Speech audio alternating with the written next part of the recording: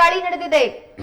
AEE Arjun RH ಅವರ ನಿವಾಸದ ಮೇಲೆ ಲೋಕಾಯುಕ್ತ ದಾಳಿ ನಡೆದಿದೆ.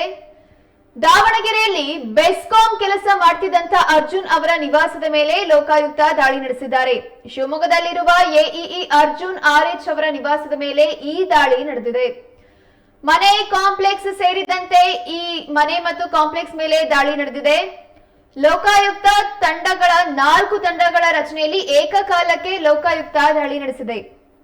ನಗರದ ವಿಜಯನಗರ, ಗೋಪಾಳ ಸೇರಿದಂತೆ 4 ಕಡೆಗಳಲ್ಲಿ ಏಕಕಾಲಕ್ಕೆ ಲೋಕಾಯುಕ್ತ ದಾಳಿ ನಡೆಸಿದೆ.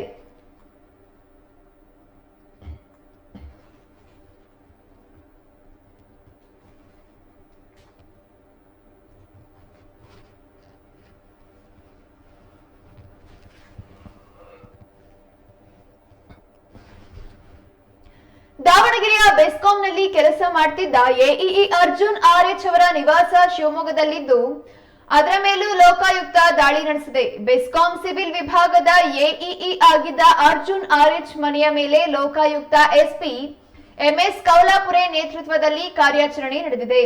ಶಿವಮೊಗ್ಗದಲ್ಲಿರುವ ಮನೆ ಹಾಗೂ ಕಾಂಪ್ಲೆಕ್ಸ್ ಮೇಲೆ ದಾಳಿ ನಡೆದಿದೆ. 4 ತಂಡಗಳಾಗಿ ದಾಳಿ ನಡೆಸಿದ ಲೋಕಾಯುಕ್ತರು ಶಿವಮೊಗ್ಗದ ವಿಜಯನಗರ ಹಾಗೂ ಗೋಪಾಳ ಸೇರಿದಂತೆ 4 ಕಡೆ ಏಕಕಾಲಕ್ಕೆ ದಾಳಿ ನಡೆಸಿದ್ದಾರೆ.